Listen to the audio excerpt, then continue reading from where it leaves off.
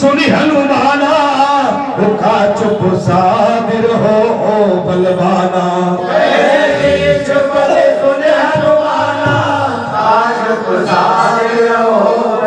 कि पवन तने बल पवन समाना और बुद्धि विवेक विज्ञान विधाना पवन तने बल पवन समाना बुद्धि विवेक विज्ञान विधाना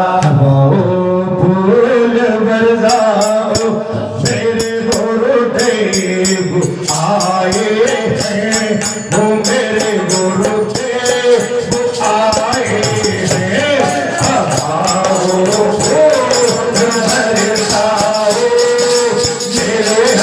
हनुमंत आए हैं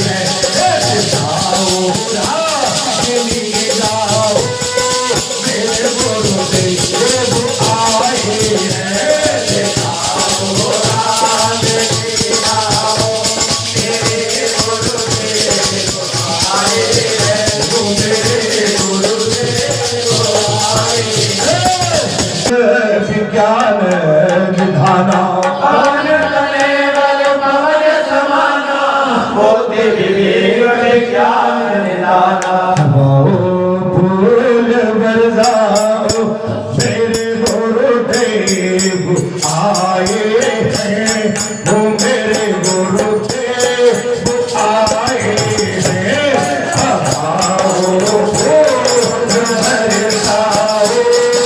मेरे हनुमंत आए हैं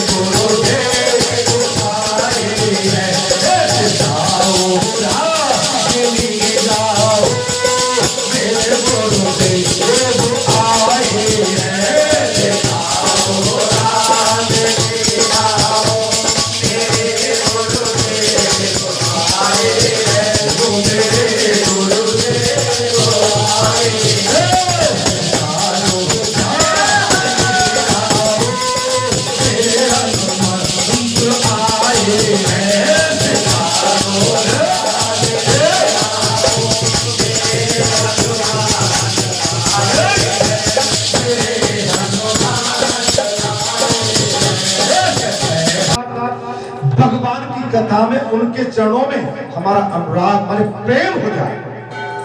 बोल बड़ देवताओं की श्री सरस्वती नमः। ओम गजाननं भूतगणाधिसेवितं कपिलजम्बूफलचारुभक्षणम् उमासुतं शोकविनाशकारकं श्री राधे पादपङ्कजम्। ओम गुरुर्ब्रह्मा गुरुर्विष्णु गुरुर्देवो महेश्वरः। श्री राधे गुरु साक्षात् ब्रह्म तस्मै श्री गुरुवे नमः।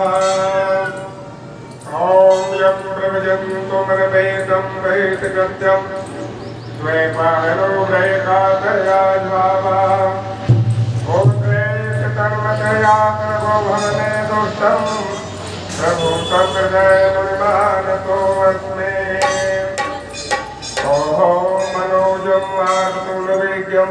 जितेन्द्रियामुदिमतां वरिष्ठं वामानयोथमुख्यं श्रीरामदूतं शरणं प्रपद्ये श्रीरामदूतं शरणं प्रपद्ये हर हर महादेव श्री गुरु चरण सरोज मेरे मन मुकुर सुधार वर्णव रघुवर विमल जप जो दायक फल चार हरिओम महाराज की श्री तुलसीदास जी महाराज की श्री हनुमान जी महाराज की गौरी शंकर भगवान की श्री राधे कृष्ण भगवान की श्री गुरुदेव भगवान की श्री व्यास जी महाराज की जय श्री परिषद जी महाराज की श्री स्कंद महापुराण की जय श्रीमद् भागवत महापुराण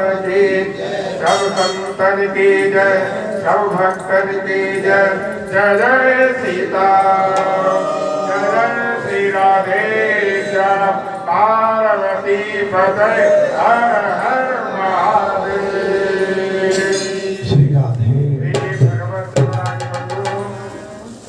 ये श्रद्धा भरी माताओं आज हम सब श्री बालाजी महाराज के भावमयी भक्ति में उन्हीं कृपा से उनके आशीर्वाद से इस धाम में हम सब एकत्रित हुए हैं। हम आप सब भगवान परमात्मा हैं चार कौन के पुण्य कार्य किए हुए तो ऐसे स्थान पर बैठकर भगवान की मंगलमय कथा का आनंद प्राप्त कर रहे हैं।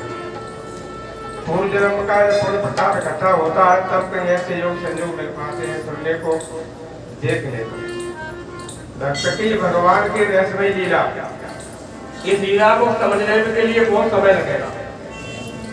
श्री राधे जय लीला बहुत निराली बहुत लीला होती है इसको समझने में बहुत ही समय लगेगा।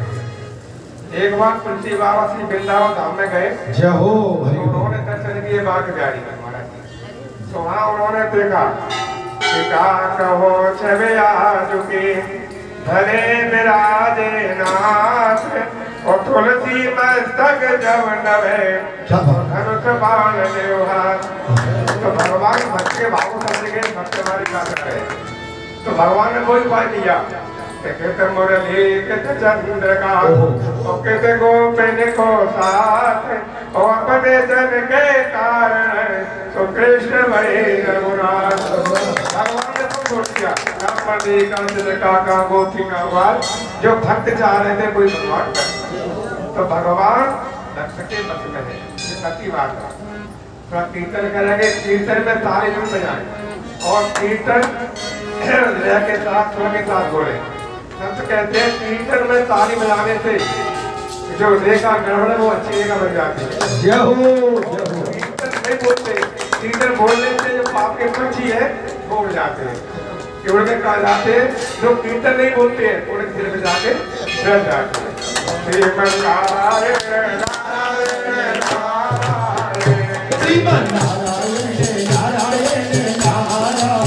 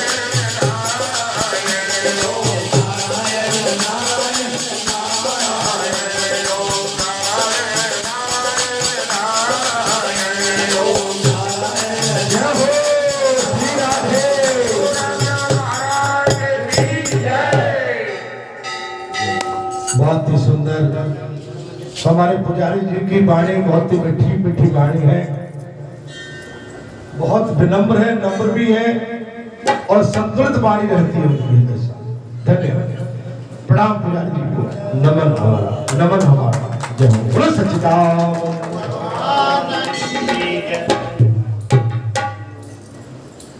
बोलिए श्री राधे सरकार की जय।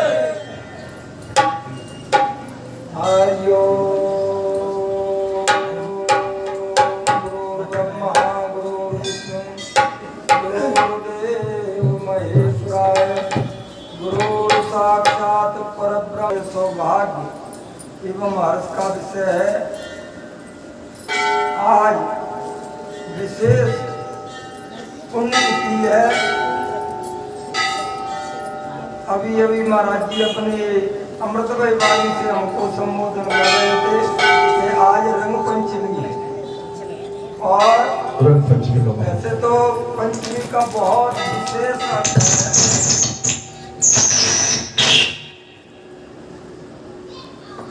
श्री राधे जी। बसंत पंचमी, ऋषि पंचमी, नाग पंचमी, बहुत सी पंचमी है। पंत पंचमी ये 5 तत्वों से जो बने रंग है जो शरीर में, उसको लेके आज की जो भाव है वो सबसे बड़ा भाव है कि ये पंचवटियों कही गई है मनुष्य का शरीर महाराज जी। तो ये रंग में कौन के में रंग जाए, गुरु के रंग में ये पंचमी बन जाए तो बहुत बड़ी। आज बाबा की जो लीला, बाबा की जो झांकी है उसे देख के हमको महाराज जी बहुत गदगद है। ऐसा भाव लग रहा है हमारे कौशल्या मैया ने जब बाबा भोले बाबा आ गए और चले गए, आशीर्वाद दे गए, पलना में गोविंद मेरे लेटाए गए और आप भगवान की पूजा करने को चली गई। जय हो। और रसोई बना के रख गई महाराज। तो पलना बहुत ऊंचो भाव में से उठ के और रसोई में पाँव लगे भगवान। जय हो। जब मैया लौट के आई तो रसोई में भई के गई तो एक दृश्य पलना में लेटे। बाबा ने लिखी यहाँ वहाँ 2 बाल का देखा मत ब्रह्म मोर के आन विषय।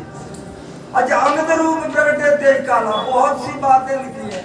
अच्छा महाराज जी गोवर्धन देव एक रूप से पूज रहे और एक रूप से पूज रहे। जय श्री राधे।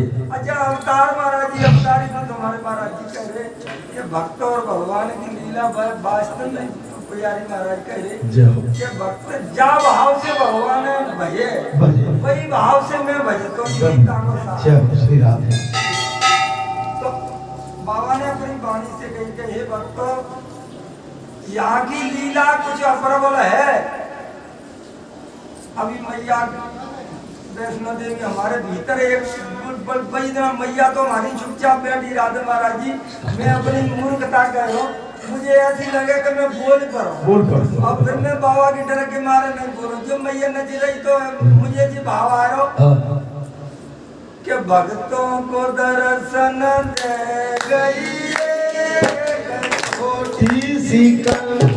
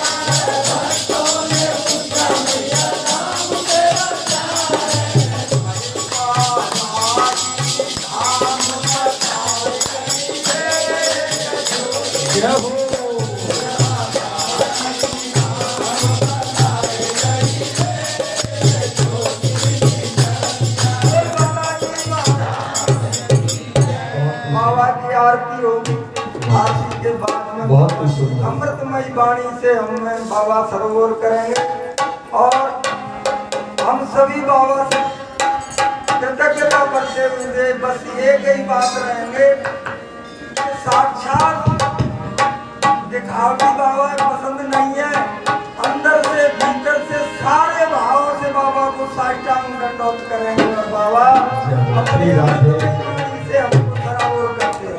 एक भाव और हम कह रहे हैं कि हे भक्तों, गंगा में प्रवेश करने के बाद गंगा से कहना नहीं पड़ता है कि गंगा हमें भिजाए दे, हमें सरावर कर दे, बस उसमें तो प्रवेश कर जाओ।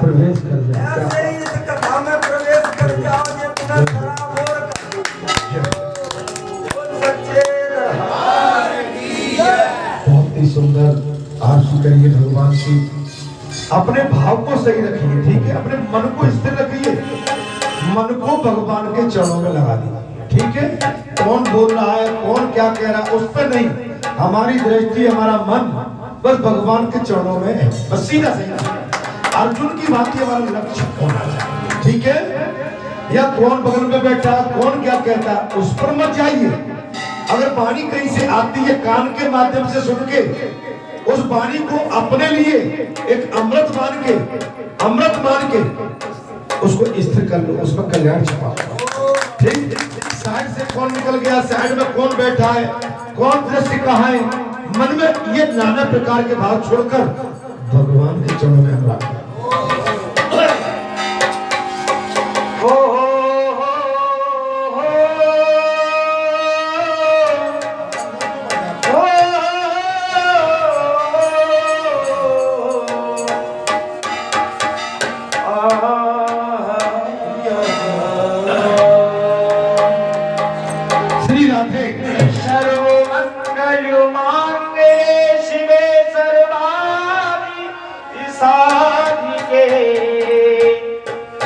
शरण्ये त्र्यंबिके गौरी नारायणी नमोस्तुते।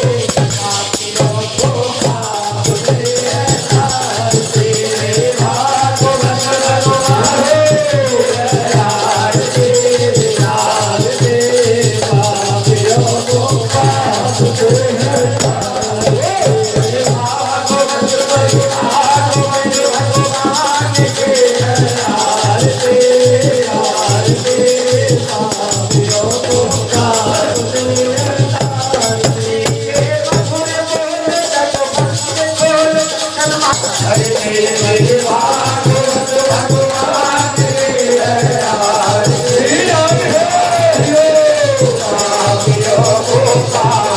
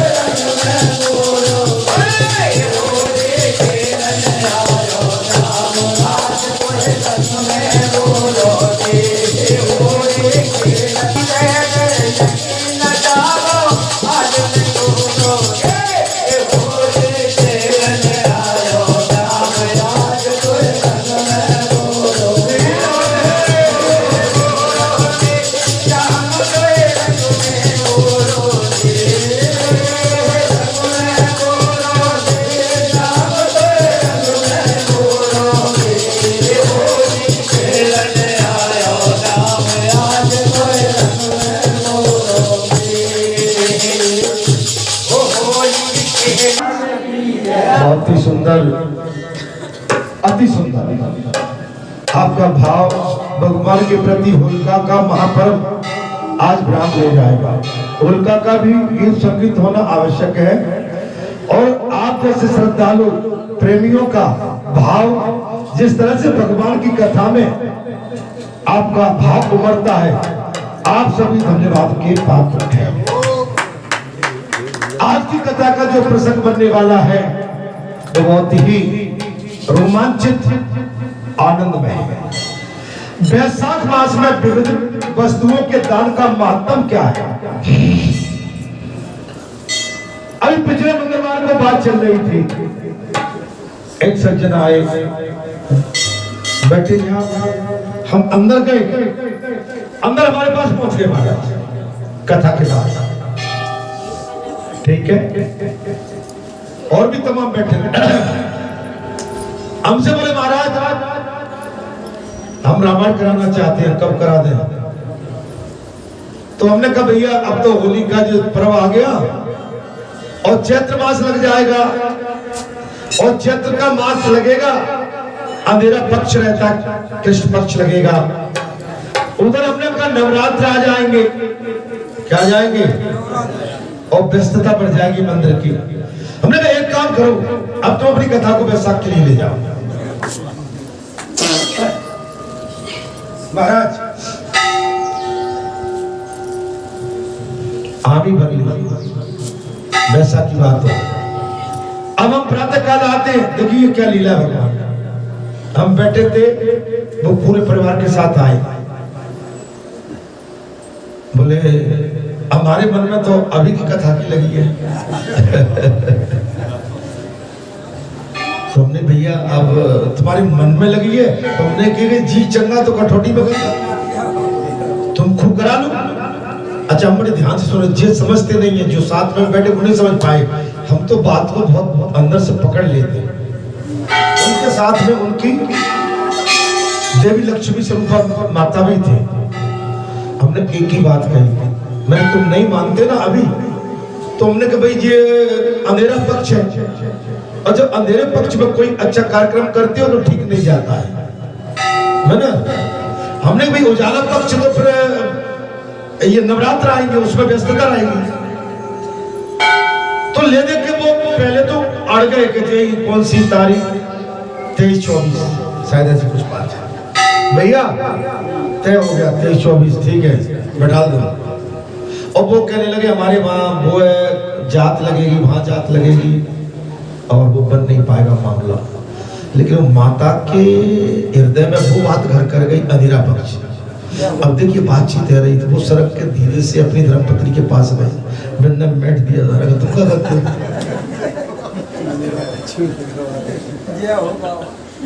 अच्छा ये जो समझ कि बाबा तो सर्री बैठा हुआ है, बाबा का जाने।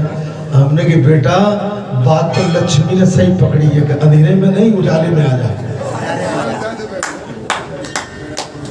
अब बात ले दे के महाराज का नहीं अब तो हम वैशाख में करेंगे, नहीं मैं इसलिए कह रहा हूँ, बुरा मत मानना। वैशाख मास में विविध वस्तुओं के दान का माध्यम तथा वैशाख स्नान के नियम क्या है, ठीक है महाराज। और वैशाख मास में छत्रदान से हेमकांत का उद्धार कैसे हुआ, कथा आज। लेकिन वैशाख मास कुछ विशेष है, इसलिए मेरी विनती सुनिए। अच्छा बाबा जो तुम्हारी बात कहा करे ना, तो तुम वहां में लकीर मत फिरा करो, कोई कारण रहता हो बाबा। वचन एक बार देते हैं, वचन 2 बार नहीं। अगर वचन 2 बार दिए जाते तो राम का फिर वनवास नहीं होता। कुछ बात समझ में आ रही है नहीं? अब गद्दी पर मुझ पर आप वचन अड़वा लो और फिर कहो कि बाबा बचा के वचन पलट दो, तो भाई मैं तो नहीं पलटूंगा। मैंने उनसे यही कही कि तुमको फिर तुम्हारा जी चंगा तो कटोरी में गंगा, तुम क्या चाहते हो करो। हमने ये नहीं कहा था कि हम चाहते हैं, आपके मन में जो लग गई अक्ल।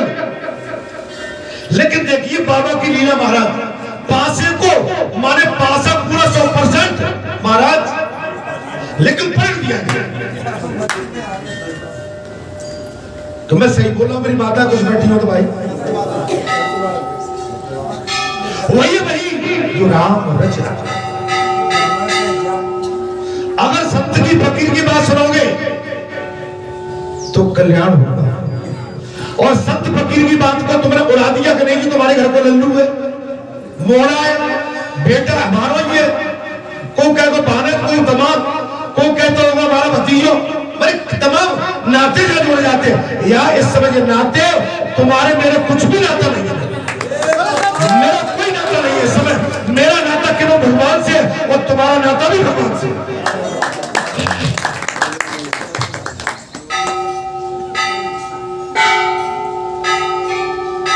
ये नाते की बातें सुन सुन के मैं थक गया महाराज। जय हो बाबा। इतने नातेदारी निभावे में हाथ जोड़ता हूं भैया, मुझे अपना काम करने दो, तुम कहां चक्कर में पड़े हो, है ना। जिन नातेदारी रिश्तेदारी बहुत हो गई, अब तो हमारा अंतिम डेरा है।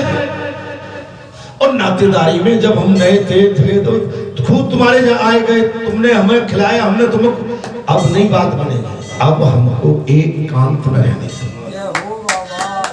अलग बांसुरी बजने लो, समझे महाराज जी। मैं सोच समझ के ऐसे नहीं कह रहा हूँ कि आए दिन हमारे घर में भी बात चल जाती है। देखो भैया, जीवन में अपन ने बहुत कुछ पाया, बहुत कुछ खोया, बहुत कुछ पाया, सब कुछ है, इसके बाद सब कुछ है। कहिए कैसे, ऐसे ऐसे है।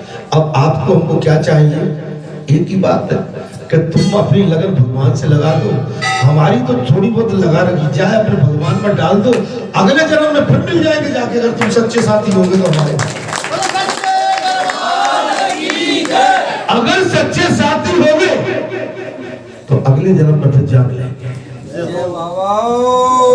ठीक है। इसलिए मेरी विनती है तुमसे, जीवन में एक चीज है, जो संकल्प ले लिया, मन ले लिया, रघुकुल रीत सदा चली आई, और प्राण जाए पर वचन न जाए। आपने जो जीवन में एक बार बोल दिया वो बोल दिया, फिर चाहे लाभ हो या हानि, बात से मत पलटो, बात से पलट गए तो खेल खत्म। आज जो आपने तस्वीर रख दी भाई, ये तस्वीर का महत्व क्या है?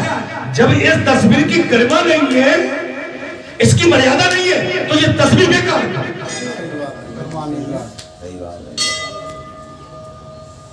आपने तो और वजन बढ़ा दिया, ये तस्वीर रख के इतना वजन और बढ़ा दिया।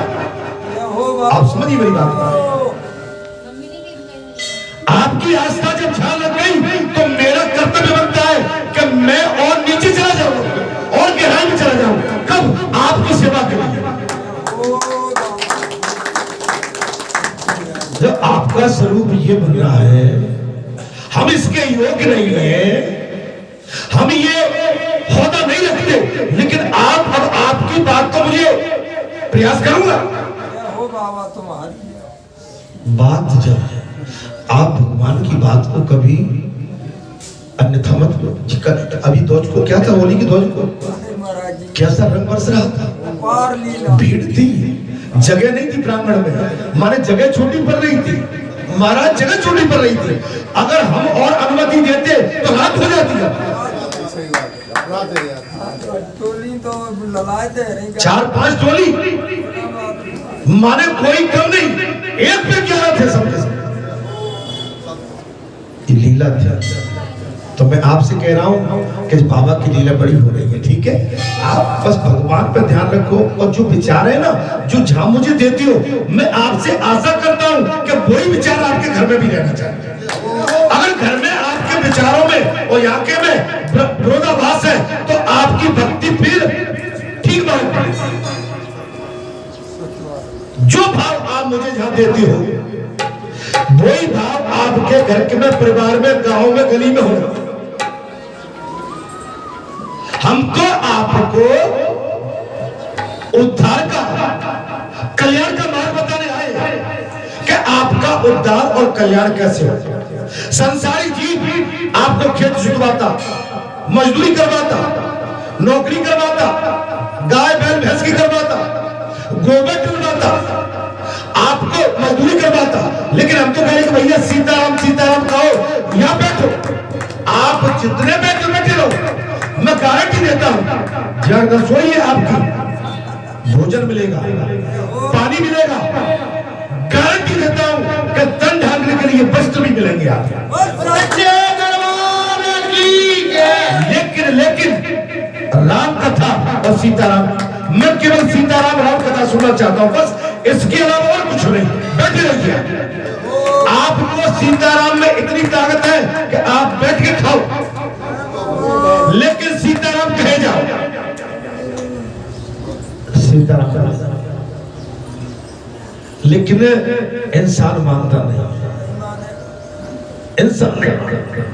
अभी मैं कई लोगों से कहता हूं, तुम थक गए, हाथ पैर नहीं चलते हो, लंगड़े हो गए, पैर तुम्हारे काम, तुम कहाँ खेत में खलिहान में तुम्हारा चौथापन लग गया, कौन के लिए कमाते, चला जाता नहीं है, हवा निकल रही है, आप पैदल चल के आते हो तो देखता हूं मैं,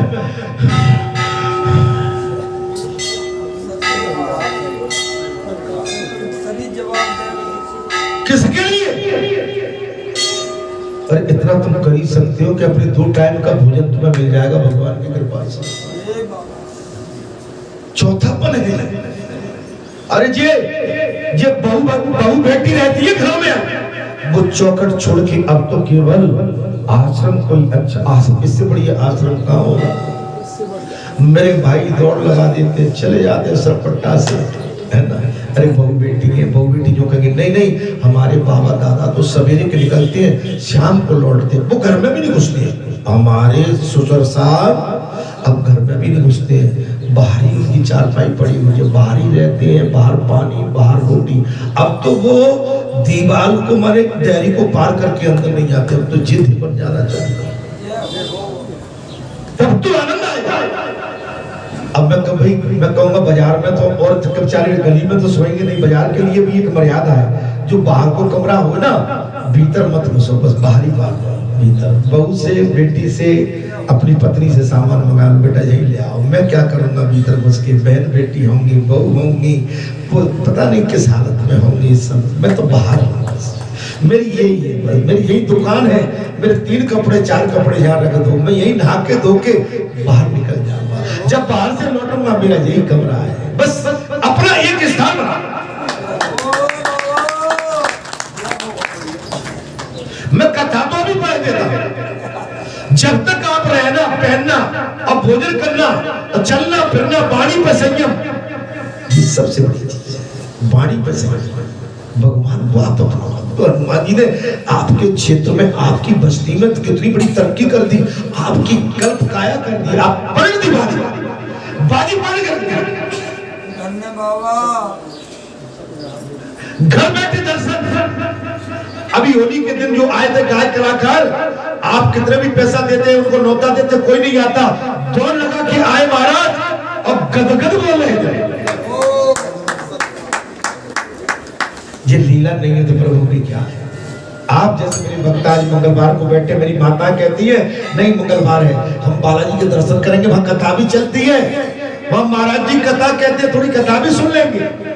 जी आपको यहाँ आहार मिलता है, अमृत मिलता है, इस अमृत को पीने के लिए आप अपने घर परिवार को छोड़ के और आप यहाँ चले जाते हो। मैं देखता हूँ, मैं तो गर्मी में देखता हूँ, मैं तो गाड़ी में बैठ के जाता रहता हूँ, मेरी माताएं तपती धूप में, गर्मी में, चिलमिलाती में, मेरी माता रोड पर पैदल चली जा रही है, बस का इंतजार करती है घंटों तक, मुझे वहां भी दया आती है, अरे भाई मैं तो चल लिया, मेरी माता खड़ी हो, सभी सवारी का इंतजार कर रही है, मैं तो अभी लग जाऊंगा हिले, मेरी माता कब तक पहुंचेंगे। जब हम दूसरे की पीड़ा को नहीं समझेंगे ना, तभी तो। अब हम जा रहे हैं हॉर्न दबाते हुए और हंसते हुए चले जाए, नहीं नहीं, हमारे अंदर ये भी वेदना होना चाहिए। मेरी माताएं, मेरे भक्त, मेरे संत इस गर्मी में, दोपहरिया में, तलगाती में चले जा रहे हैं, जे बस का सवारी का इंतजार करेंगे, घर पर पहुंचेंगे, घर पर कोई उतारेगा नहीं, वहां से भी कोई साधन लेंगे तब घर में पहुंचेंगे। हमारी वृद्धि में ये बिल्कुल सबका ख्याल किया जाए, हम अपने लिए नहीं, तो तुम्हारे भगत जी महाराज अपने लिए जीते रोज होती है, क्यों तुम्हें नाती की याद नहीं आ रही क्या? अरे मैंने कहा भैया मैं क्या करूं, याद तो कभी कभी सबकी आती है, लेकिन मैं एक दिन की याद से करूं भी क्या? अब तो यादें भुलानी पड़ेगी। अभी नहीं, मैं एक चर्चा कर रहा हूं, तुम्हारा मन नहीं होता, मेरा मन तो बहुत हो रहा है कि बस कब जाके मैं गोद में उसको नाती को ले लूं। कब चलोगे? मैं विश्वास से कह रहा हूँ ये शब्द है, कब चलोगे? मैं बोलता नहीं, कहो तो वही कहो। अच्छा माता बैठ जाएगी वैष्णो देवी फिर तो चलोगे, मैं फिर भी गुमसुम बैठा हूँ। मैं क्या बताऊँ, मैं तुम्हें क्या बताऊँ, मैं कब चलूंगा, तुमसे क्या कहूँ? मैं अपने मन की बात भी तुमको नहीं बता सकता। मैं ऐसी जगह पर आके खड़ा हो गया हूँ कि मेरे लिए ये रिश्ते अब छोटे रह गए। मैं जानता हूं तुम्हारे अंदर मां की ममता है, लेकिन मैं जिस जगह पहुंच गया हूं मुझे लौटने में बहुत देर लगेगी। मैं कुछ नहीं बोलता, तुम बोलते भी नहीं हो, बोल तो दो कम से कम कि अमुक समय पे हम चलेंगे, तो वो समय निश्चित हो जाएगा तो मैं उस समय का इंतजार करूंगी, बोल दो। मैं फिर भी नहीं बोलता हूँ, मैं मुस्कुरा जाता हूँ। तुम कठोर हो गए हो, तुमको अब बच्चों की भी याद नहीं आती। मैं क्या करूं? बच्चे अब तो मुझे ऐसी जगह मेरी यादें पहुंच गई है कि यार दुनिया ही अलग हो गई, दुनिया अलग हो गई। रिश्ते मैं भी निभाना जानता हूँ, किसका मन नहीं होगा जो अपनी औलाद के लिए नहीं तड़पता होगा, लेकिन औलाद में अगर मैं मन फंसा दूंगा तो मेरी जो पूंजी है इस समय वो कम हो जाएगी, वो घाटे का सौदा हो जाएगा। मुझे मालूम है कि औलाद इस समय व्यवस्था में जुड़ी हुई है, व्यवस्था है, और मैंने कोई किसी की गारंटी लेकर नहीं रखी। मेरे जो कर्तव्य थे संसारी, मैं उनसे निवृत्त हो चुका। मैं संसारी कर्तव्यों से निवृत्त बैठा हुआ, लेकिन माँ की ममता कौन जाने? माँ के अंदर जब अपनों का दर्द होता है, उस माँ की ममता को कौन पहचाने? मैं उस माँ की ममता को भी जानती हूँ। अरसों बरसों बीत गए, आकाश को 5 साल हो गई, मेरा मन मचलता है कि मैं कब जाके उसको अपने छाती से चपेट लूं। ऐसा मन कई भाव आते हैं। माँ की ममता बहुत, ये मैं उस अपने, अच्छा मैं उस समय कठोर बन जाता, आप विश्वास नहीं, आंसू तो जी अब निकल रहे हैं, उसके सामने तो मैं कठोर बन के नहीं, मुस्कुरा के बात को टाल देता। आप समझिए, भगवान से प्रेम कर, जब भगवान से प्रेम बढ़ जाता है ना, अपनों से दूरी हो जाती है। अपने से मतलब होता है जो खून के रिश्ते, असली खून का रिश्ता तो परमात्मा से। मैंने कहा उनको भी दूर रहना सीखने दो। अगर हम रिश्ता में चले जाएंगे तो अंतिम समय में हाय बेटा आकाश निकलेगी। मैं नहीं चाहता हूं कि हाय बेटा आकाश निकले, मैं तो ये चाहता हूं अंतिम समय में हे राम निकले, बस हे राम। अंतिम समय में हे राम निकले। अगर मैंने बेटा का प्रेम कहीं ले लिया तो मुझे फिर बेटा बनना पड़ेगा। संसार में यही तो सबसे बड़ी पीड़ा है महाराज। तब नारद जी कहते हैं, एक समय वेदराज जनक के घर दोपहर के समय ऋतुदेव नाम से विख्यात एक श्रेष्ठ मुनि पहुंच गए। जनक राजा जनक के एक समय की बात, विदेहराज जनक के घर दोपहर के समय ऋतुदेव नाम से विख्यात एक श्रेष्ठ मुनि पधारे। वेदों के ज्ञाता थे ऋतुदेव महाराज, वेदों के ज्ञाता। उन्हें देखकर राजा बड़े उल्लास के साथ उठकर खड़े हो गए और मधु पर्क आदि सामग्रियों से उनकी विधि पूर्वक पूजा करके राजा ने उनके चरणों तक को अपने मस्तक पर धारण कर लिया। उनके चरण अपने मस्तक पर। इस प्रकार स्वागत सत्कार के पश्चात जब वे आसन पर विराजमान हुए तब विदेह राज के प्रश्न के अनुसार वैशाख मास के महात्म का वर्णन करते हुए वे इस प्रकार बोले। वैशाख मास का महात्म क्या है? तब ऋतुदेव ने कहा, मुनि ने कहा, ऋतुदेव मुनि ने कहा, राजन, जो लोग वैशाख मास में धूप से संतृप्त होने वाले महात्मा पुरुषों के ऊपर छाता लगाते हैं,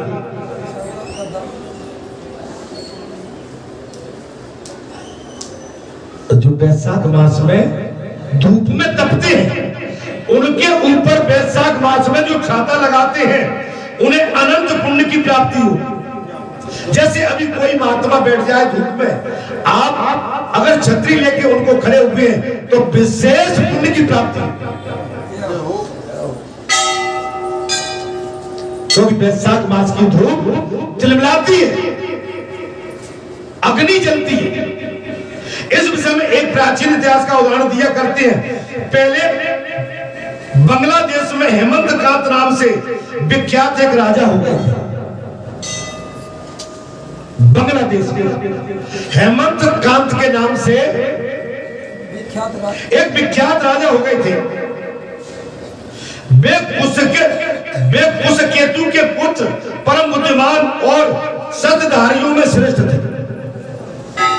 कुशकेतु के पुत्र थे और परम बुद्धिमान थे, ज्ञानी भी थे और शास्त्रधारियों में श्रेष्ठ थे, अस्त्रधारियों में सर्वश्रेष्ठ थे। एक दिन वे शिकार खेलने में आसक्त होकर एक गहन वन में जा घुसे।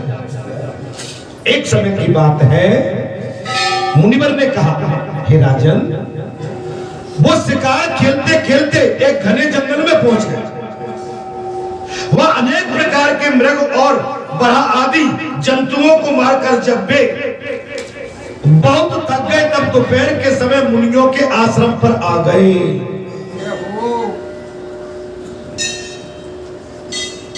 बहुत थक गए जी। आपका आश्रम जी भी छतरी है जी। आश्रम बनाया ना, जो पेड़ लगे हैं ना, जब कोई संत दोपहर में तप के जाए, मेरी माता बहन बेटी तपती हुई चली जाए, कोई राहगीर तब तक वह चलाए, ये पेड़ों की छतरी को देखकर इसमें आकर जब वो बैठेंगे उनकी तबीयत हरी हो जाएगी। कोई का धन्य भाई किसने बनाया है, उसकी भैया उसका कल्याण हो। आनंद आ गया आश्रम। थके हुए तब दोपहर के समय मुनियों के आश्रम पर आए। उस समय आश्रम पर उत्तम व्रत का पालन करने वाले सतरुचि नाम वाले ऋषि समाधि लगाए बैठे। सतरुचि नाम वाले एक ऋषि समाधि लगाए बैठे हुए, जिन्हें बाहर के कार्यों का कुछ भी भान नहीं। बाहर क्या काम हो रहा है, समाधि में बैठे, अभी अपन बैठे हैं, वहां बाहर क्या हो रहा है कुछ पता नहीं। उन्हें निश्चल बैठे देख राजा को बड़ा क्रोध आया।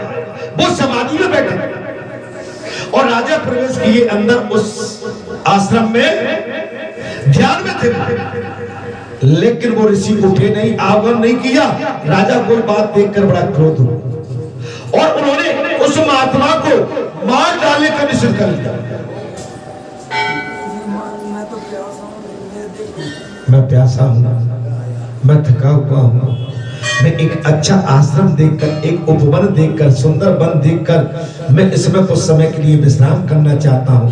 आश्रम का माली, आश्रम का महात्मा चुपचाप आंख बंद करिए बैठा हुआ है, मुझसे आने तक के लिए, बैठने तक के लिए नहीं कहता।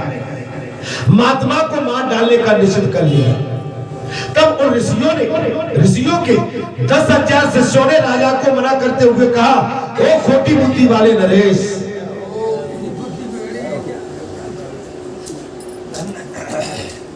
उस आश्रम में 10,000 शिष्यों ने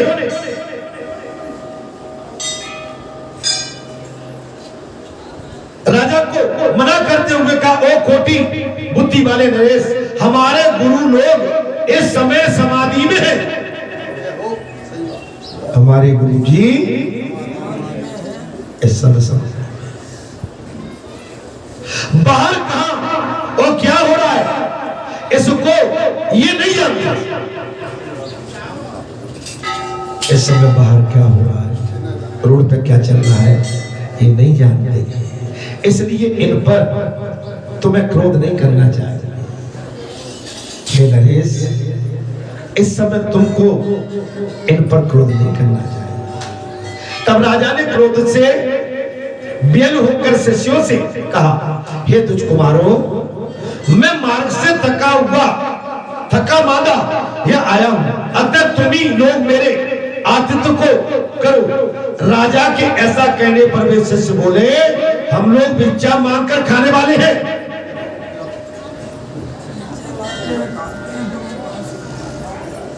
कथा समझ में आ रही है? हम लोग भिक्षा खा के मांगकर खाने वाले हैं।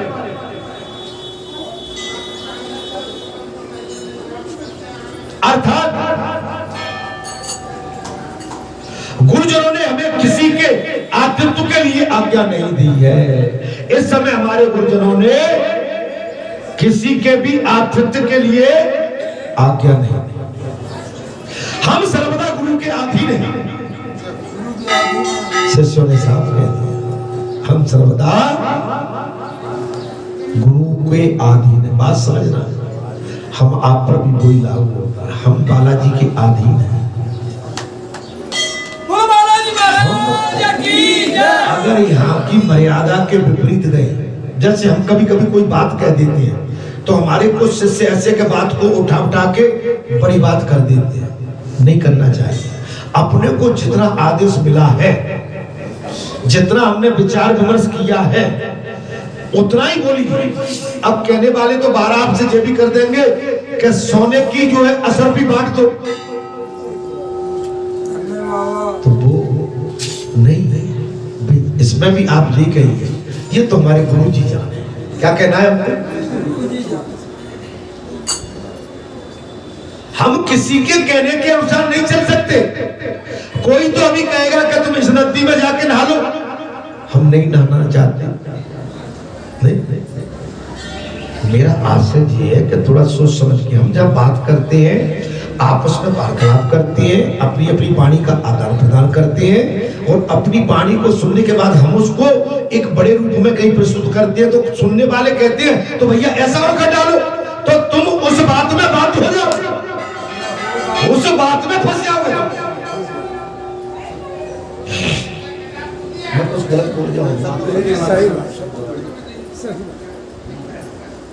हमको वही बात कहना है जो मर्यादा में है।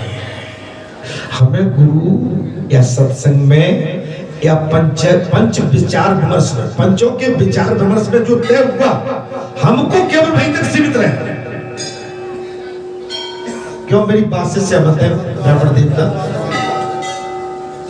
अब हम उस बात को और किसी रूप में बाहर प्रस्तुत कर दे तो महाराज आपने जो बात कही तो आपकी बात वो पकड़ ली जाएगी, जो हमने कही थी वो बात खत्म, लेकिन आपकी बात पकड़ी जाएगी।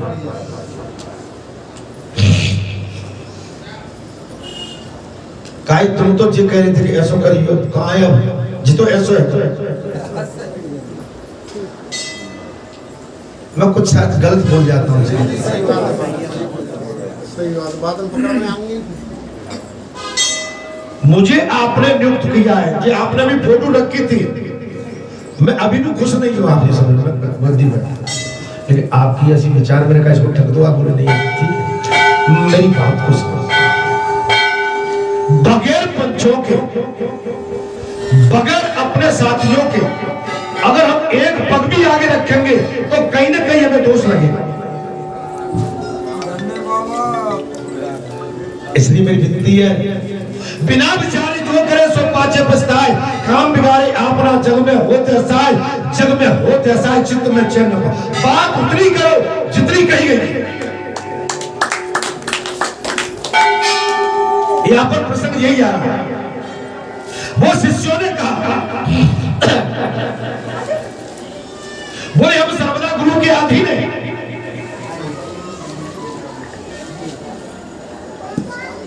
अतः तुम्हारा आतिथ्य हम कैसे कर सकते हैं? गुरु ने जो आज्ञा दी, माता पिता ने आज्ञा दी, परिवार ने जो आज्ञा दी, गांव क्षेत्र के अंदर जो चर्चाओं की जो बात हुई, हम उसी की आधीन है। मैंने कुछ गलत तो नहीं बोला? शिष्यों के ये कोरा उत्तम पाकर राजा ने उन्हें मानने के लिए धनुष उठा लिया।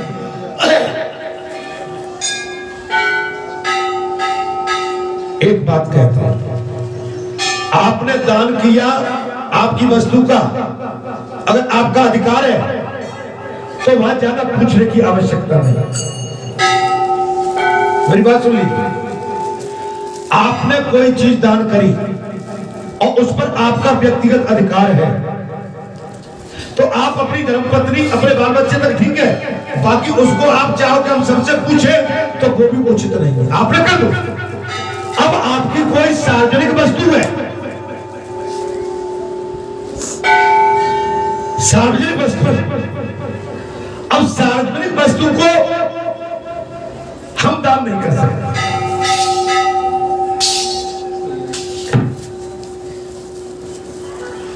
मैं ठीक बोल रहा हूं महाराज? इसलिए मेरी विनती है, अभी आप केवल अपनी बुद्धि का थोड़ा इस्तेमाल किया करो। देखिए, हम ताकत से नहीं, विवेक से, बुद्धि से ही सफल हो सकते हैं। ताकत हमेशा आदमी को कमजोर करती है। जब ताकत आएगी क्रोध आएगा, और क्रोध आएगा तो बुद्धिहीन हो जाएगी। केदार सिंह भैया ठीक हो? ठीक है, कृपा बनाए रखना। बोल वाला जी महाराज की जय। हमेशा क्रोध पर काबू रखिए। हम घर परिवार है जी, हमारा जी पूरा परिवार बैठा है, इतने बर्तन बैठे हैं, तो बर्तन अगर लुढ़केगा तो बजेगा, लेकिन ये नहीं कि वो बर्तन गिर गया उसको उठा के हम बाहर फेंक देंगे, नहीं, वो बर्तन गिरा है उसको उठा के संभाल के, ये हमारा कर्तव्य है। ये तो पढ़ाई है। यहाँ पर ये माहौल क्यों बदला है? अब मैं रामायण पढ़ दूं तो रामायण में आपके पल्ले नहीं पड़ेगा। रामायण के साथ हमें आपको समझाना भी पड़ेगा कि इसका ये मातम है। अर्थात वो शिष्यों ने कहा, हम सर्वदा गुरु के अधीन हैं।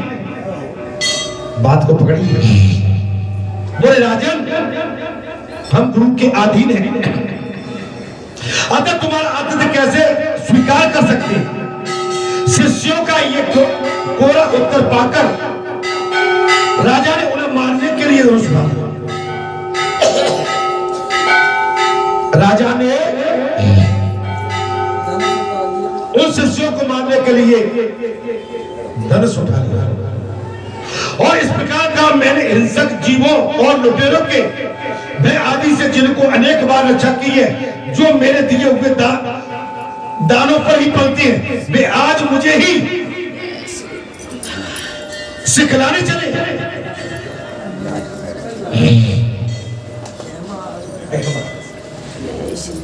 धर्मेंद्र भैया, मैं ठीक बोल रहा हूं ना? मैंने प्रातः काल की कथा में कहा, कथा में वीर रस का उपयोग न हो, समाज में वीर रस का उपयोग न हो, विचार विमर्श में वीर रस का उपयोग न हो,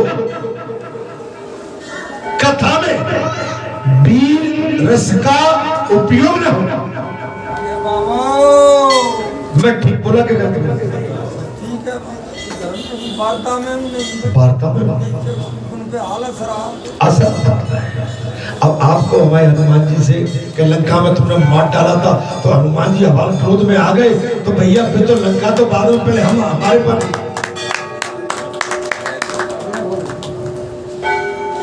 अर्थात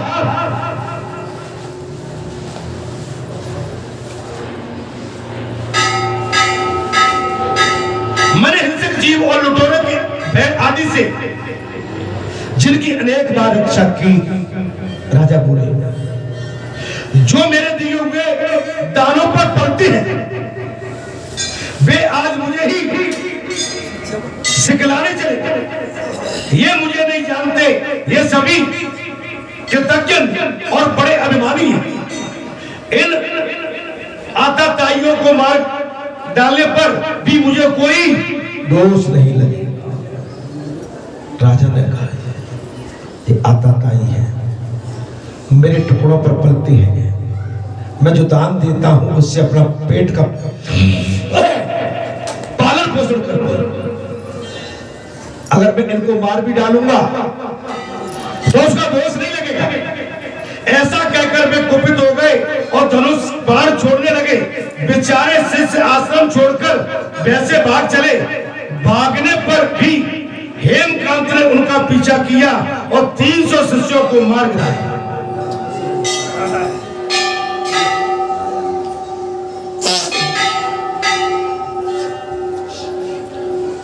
300 शिष्यों को मार गिराया।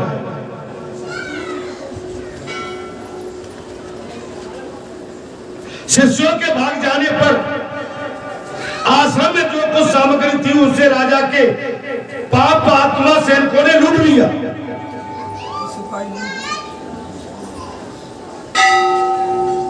उन संतों के आश्रम में जो भी दाल चावल आटा अर्थात अन्य जो भी सामग्री थी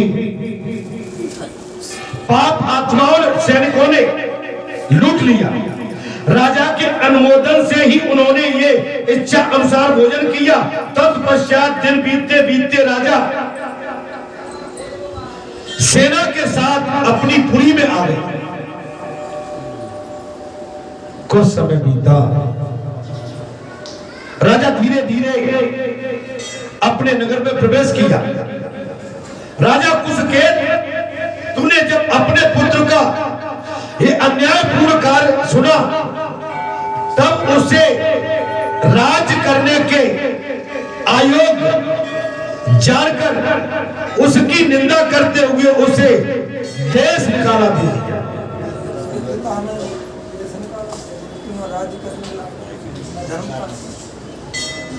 जब राजा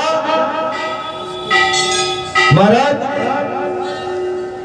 राजा के उस पिता ने ये कृत्य सुना तो उसी पल कुशकेतु ने अपने पुत्र का देश निकाला दिया, राज से बाहर कर दिया। पिता के त्याग देने पर हेमकांत घने वन में चला गया। वहां उसने बहुत वर्षों तक निवास किया। ब्रह्म हत्या उसका सदा पीछा करती थी।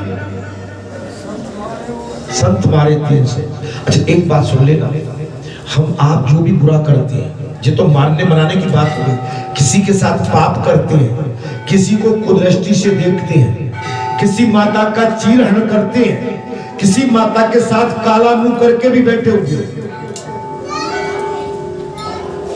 जुआ, शराब, भाई के साथ बेईमानी, बंटवारे में बेईमानी, सोने चांदी में बेईमानी, खेत खलियान में बेईमानी, दान किया हुआ दान वापस लेना, दान किया हुआ दान वापस लेना, ये महापातक महापाप है।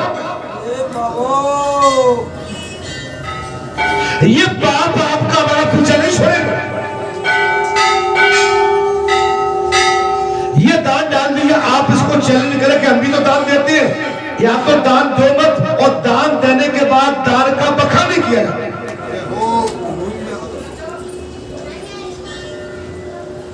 हम यहां सेवा करते हैं, अब हम सेवा करके कहे कि मैं तो मर चला, तो तुमने जो सेवा करी सब खत्म।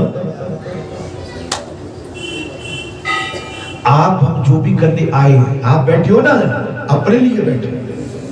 आप भगवान की कथा सुन रहे हो, अपने लिए सुन रहे। हम कथा कह रहे हैं, अपने लिए ढोलक बजा रहे हैं, अपने लिए। या संत महात्मा जो भी दर्शन करने आ रहे हैं, वो व्यक्तिगत अपने कल्याण के लिए आ रहे हैं, या किसी पर आक्षेप लगाने के लिए नहीं रिश्ता। अच्छा बुरा आपके खाते में लिख जाएगा। आप धर्म करोगे, धर्म खाते में लिख जाएगा, और अधर्म करोगे, अधर्म के खाते में।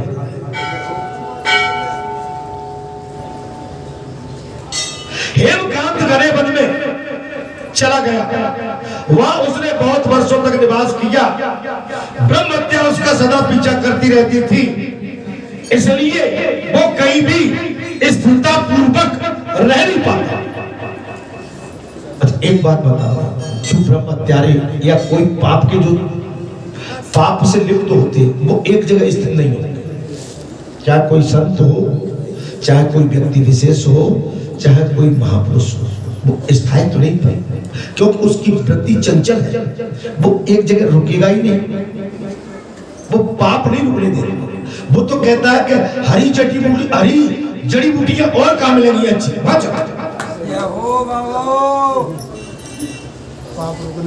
वो पाप नहीं रुकने देगा। भगत जी को देखते देखते, बालाजी को देखते देखते थक गए, अब किसी नई जड़ी बूटी पे चलते हैं। आप समझ में आई? एक के साथ सब सधे, सब साथे सब चले। एक को पकड़ो, मैं ये नहीं कहता किसको पकड़ो, आप एक घर बनाओ। आप जैसे रात में सोते हैं ना, और रात में सोते समय आपने बिस्तर लगा दिया, अब आपने चदरे को फिर उठा दिया, फिर बिछा दिया, फिर उठा दिया, फिर बिछा दिया, तो सोगे कब? भाई रात भर आप बिस्तरी चेंज करते रहेंगे तो नींद कब होगी?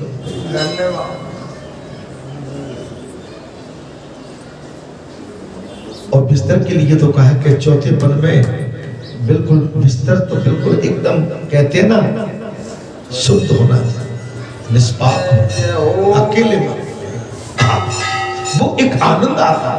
आप करके देखें, चौथे पन की बात करें, आपका परिवार फल फूल गया, पेड़ पौधे लग गए, आपका जो संसारी कर्तव्य था उससे निवृत्त हो गए, और निवृत्त होने के बाद अब अपनी जो शक्ति है वो संसार में नहीं, परमात्मा में, संसार में नहीं। ये संसार किसी का सगा नहीं, इस संसार का कोई सगा नहीं जिसको संसार ने ठगा नहीं हो।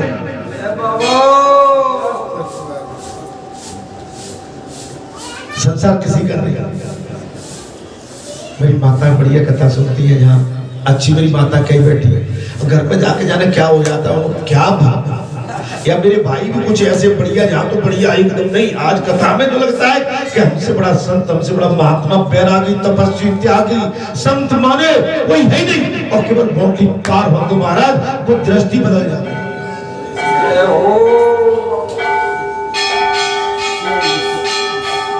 क्योंकि संसार की हवा लगी, संसार की जो हवा लगती है ना, वो धीरे धीरे अपने कब्जे में हमको करे। आपने देखा होगा जब एक छोटा सा शिशु अपनी माता की गर्भ से बाहर आता है, अपनी माँ के बगैर वो रह नहीं पाता है, माता की गोद में 24 घंटे रहता है, माँ माँ माँ माँ पुकारता रहता है। जब चलने लायक हो जाता है तो थोड़ा सा आंगन में चलना सीखता है, आंगन से फिर थोड़ा सा और आंगन बड़ा होता है, उसमें चलता है, और बड़े आंगन में से फिर वो बाहर निकलने की कोशिश करता है, बाहर चलने लगता है। जब थोड़ा सा समझदार होता है तो वो सबको समझने लगता है, फिर उसकी जिज्ञासा खुद संसार में और बढ़ने लगती है। संसार के रंगों को देखकर उसकी दृष्टि उन संसार के रंगों पर जाने लगती है, और संसार के रंगों में जब वो स्कूल में जाता है तो उसके कुछ अलग स्वरूप बन जाता है। फिर वो विद्यार्थियों के साथ एक गोष्ठी कर लेता है। जब स्कूल जाता है और बस में बैठ के माँ बाप कहते ऐसे हाथ ला के जाओ बेटा, वो जाता है अपने विद्यार्थियों के साथ, सहपाठियों के साथ, अपना लंच के टाइम लंच लेके अपनी माँ का बैठता है, वो उनको देते, वो उनकी कुछ मित्रता हो जाती है। क्लास में बैठते हैं, अपनी मित्र गोष्ठी हो जाती है। जब बड़े बड़े और पढ़ने लगते हैं, कॉलेज में जाते हैं, कॉलेज में कुछ और ही हो जाता है। जब सर्विस लग जाती है, माता पिता शादी कर लेते हैं, और शादी के बाद तो पासा ही पड़ गया।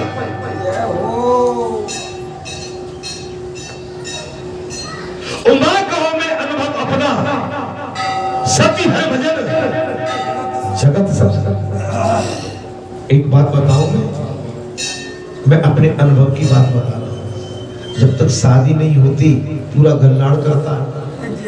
मैं आज आपको बता रहा हूँ, मेरी बात को समझ लेना, ये मैं अपने अनुभव की। जब मेरी शादी नहीं हुई, अब जिन पर सब पर बीती होगी, लेकिन मैं खुद कह रहा हूँ, शादी नहीं थी, मोड़ा आया, बेटा आया, बेटा आया, तेरे कहते बेटा आया, अच्छो मोड़ा, अच्छो, और शादी है गई।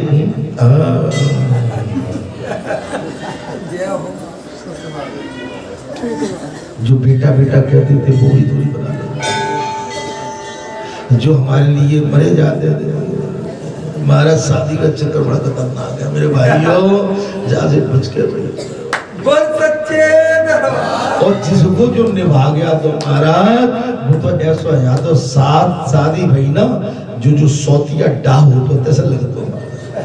धन्यवाद।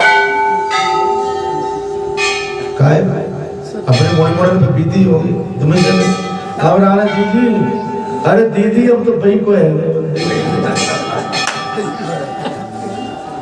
भले ही ये नहीं कह रही हूँ, लेकिन मैं तो कह रहा हूँ अजमा ले।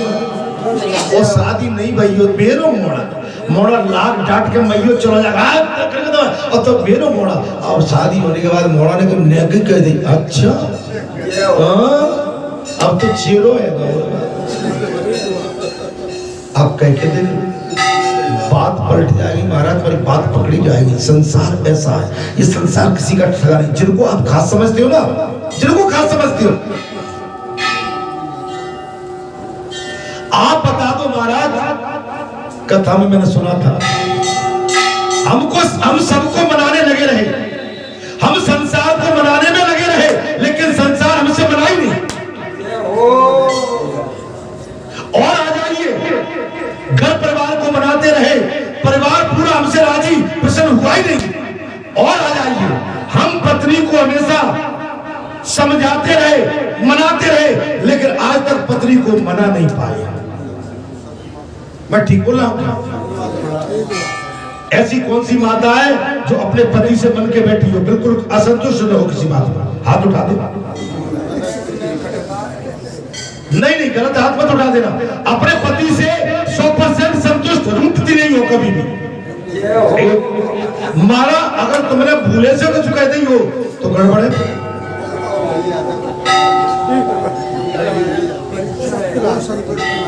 कोई संसार में ऐसा माई का है ही नहीं।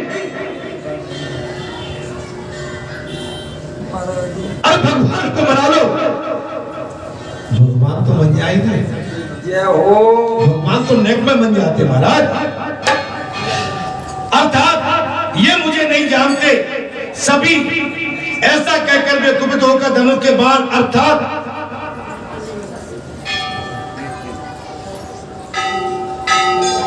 महाराज, इसलिए वो कहीं भी स्थिरता पूर्वक रह नहीं पाते थे। कौन महाराज? हेमकांत राजा। पाप 300 शिष्यों, 300 ब्राह्मणों की हत्या पीछे लगी हुई। स्थिरता पूर्वक एक जगह रह नहीं पाता था। इस प्रकार उस दुष्ट आत्मा के 28 वर्ष व्यतीत हो गए। एक दिन वैशाख मास में जब दोपहर का समय हो रहा था, महामुनि तीर्थ यात्रा के लिए प्रसन्न से उस वन में आए। वे धूप से अत्यंत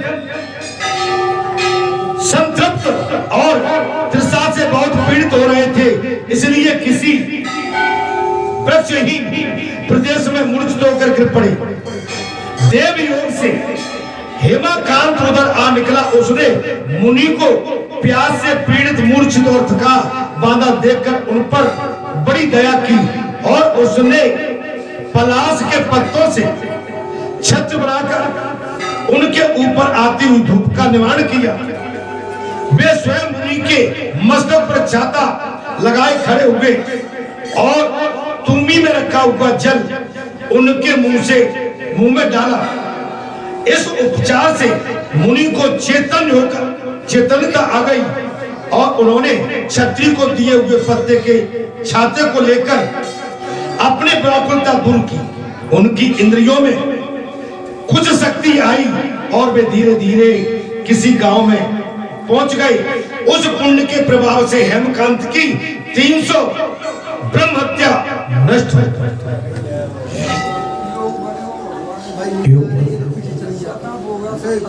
अच्छा, आप अब जहाँ आते हो, एक आज बात कह दूं ना कि अब आज के बाद पाप नहीं करोगे, तो आपने जितने भी पाप अभी तक हुए होंगे, हमसे, आपसे, किसी से, सारे पाप खत्म है आपके। लेकिन इसके आगे पाप न हो, ये सावधान। इसलिए मेरा अनुरोध है कि पाप वृत्ति से बचिए। पाप भले ही छोटा हो, लेकिन छोटा पाप भी बड़ा पाप हो जाता है। आप समझ लीजिए, एक नासूर होता है, बाल तोड़ होता है, आपने देखा कैंसर होता है। कैंसर दिखने में तो छोटा दिखता है, लेकिन मनुष्य की जान तक ले लेता है। इसी समय यमराज के दूत हेमकांत को लेने के लिए वन में आ गए। मुनिवर ने कहा, इसी समय यमराज के दूत हेमकांत को लेने के लिए आ गए। उन्होंने उसके प्राण लेने के लिए संग्रहणी रोग पैदा किया। उस समय प्राण छूटने की पीड़ा से छटपटाते हुए हेमकांत ने 3 अत्यंत भयंकर यमदूतों को देखा, और जिनके बाल ऊपर की ओर उठे हुए थे। यमदूत आ गया, साक्षात देखा, जिनके बाल ऊपर को उठे हुए। उस समय अपने कर्मों को याद करके वो चुप हो गया। छत्रदान के प्रभाव से उसको भगवान विष्णु का स्मरण आ गया। भगवान विष्णु की याद आ गया छत्र प्रभाव से। वैशाख मास में किसी तपते हुए ऋषि, तपते हुए राहगीर, किसी दीनहीन पर अगर वो पड़ा हुआ धूप में चलने में असमर्थ है, अगर कहीं आपने छत्र खोल दी और जलपान करा दिया, तो आपके कई पापों का विनाश हो सकता है उससे।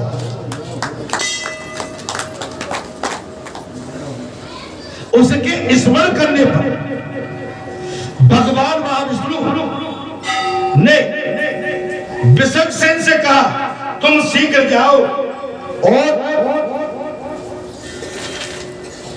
यमदूतों को रोको। विष्णु भगवान का याद किया और यमदूतों ने कहा, तुम शीघ्र जाओ, यमदूतों को रोको।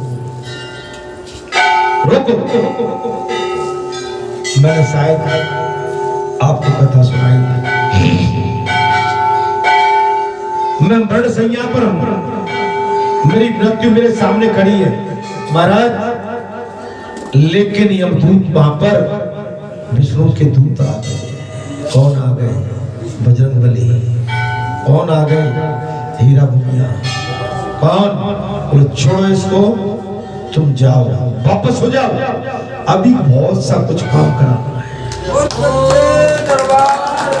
आप समझ लो, अगर आप अपने परमात्मा से नेह रखते हैं, ईश्वर से नेह रखते हैं, तो आप अपनी मृत्यु को भी टाल सकते हैं।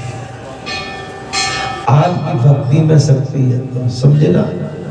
जब उस समय मेरे घर से प्राण निकल रहे थे, मेरी आयु उस समय ज्यादा से ज्यादा 17-18 वर्ष की हो गया, 19 वर्ष, इससे ज्यादा नहीं थे। मुझे अपने प्राणों की चिंता नहीं थी उस समय, मुझे चिंता किसी दूसरे की थी।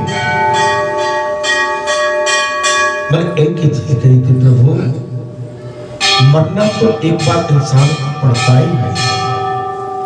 अगर वास्तव में आप दया करते हैं तो एक अबला स्त्री पर दया कर दो। मेरे जाने के बाद वो अबला स्त्री अभी तो हाथों की हल्दी और मेहंदी के दाग भी नहीं छूटे हैं, तेल की खुशबू भी बाहर नहीं गई होगी। उस अबला को विधवा होना पड़ेगा, और विधवा होकर अभी से लेके जीवन का सफर बहुत लंबा है। तो मैं आपसे पक्के मन से कह रहा हूँ और सच्चे मन से हाथ उठा के कह रहा हूँ, आज हम भी आपके सामने बैठे हैं, जो उस समय विधवा होने वाली थी, वो भी मांग में सिंदूर भरे बैठी हुई है।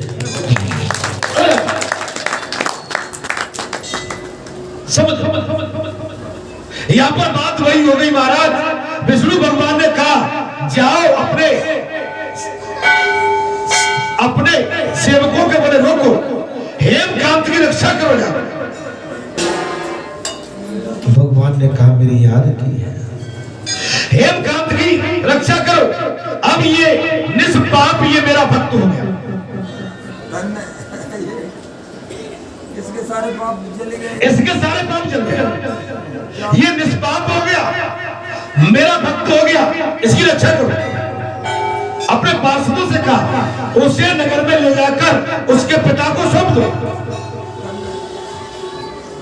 बात समझ में आ रही है?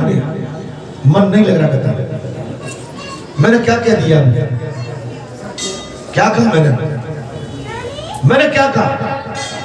मैंने अभी जो शब्द कहे थे क्या कहे? विष्णु भगवान ने कही कि जल्दी दौड़ो उसकी रक्षा करो और प्राण बचा के उसके पिता के यहाँ लाए के सौंप दो।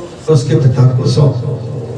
साथ ही मेरे कहने से कुछ केतु को यह भी समझाओ कि तुम्हारे पुत्र ने अपराधी होने पर भी वैशाख मास में छत्र दान करके एक मुनि की रक्षा की।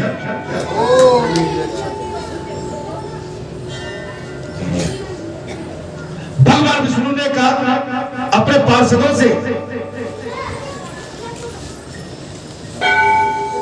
बोले बांग्लादेश में जाकर खुशू के उसके पिता के पास हेमकांत को ले जाओ और मेरी वाणी से उसको अवगत कराओ। ये निष्पाप हो गया, इसने एक ऋषि की रक्षा की है, सेवा की है। साथ ही मेरे कहने पर कुछ केतु को यह समझाओ कि तुम्हारे पुत्र अपराधी होने पर भी वैशाख मास में छत्रदान करके एक मुनि की रक्षा की। पिछले महीने में पिछली कथा में प्याऊ की बात चली थी।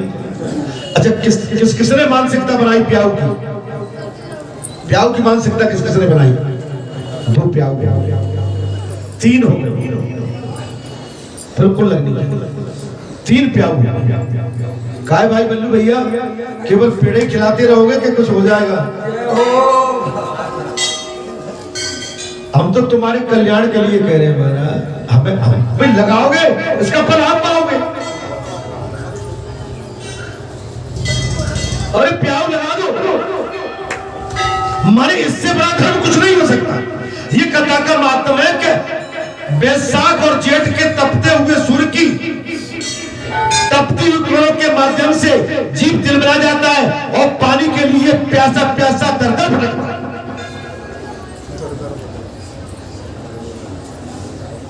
अब तो पानी की बोतल खरीदनी पड़ती है, वो पानी शुद्ध नहीं होता। जो बोतल से आप पानी पीते हैं ना, वो पानी शुद्ध नहीं है, उसमें सिंथेटिक रहता है, पाउडर, कई चीजें मिली रहती है। बोतल माने 4-4 महीने की 3-3 महीने की स्टोरेज रहती है, आप फ्रिज में डाले रहते हैं, वो पानी शुद्ध नहीं होता। आप शुद्ध पानी पिए, रोज निकाले और रोज पिए।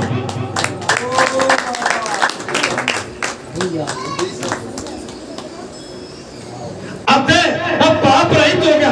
भगवान विष्णु ने कहा अपने पार्षदों से जाओ बांग्लादेश के महाराज कुशकेतु राजा को समझाओ कि ये तुम्हारा पुत्र अपराधी जरूर था, लेकिन अब उस अपराध से मुक्त हो गया।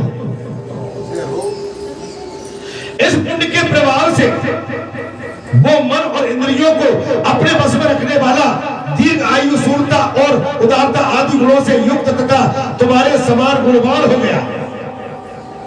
तुम्हारे ही समान गुणवान हो गया।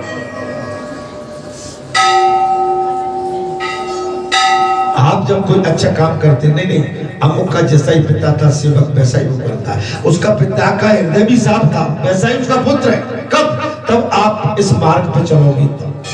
तो उसके पुरखा ऐसे थे तो भाई वो भी ठीक चल रहा है, और नहीं तो यही है। रावण से हनुमान जी ने साफ कह दिया, देखो तुमने जो कुले विचार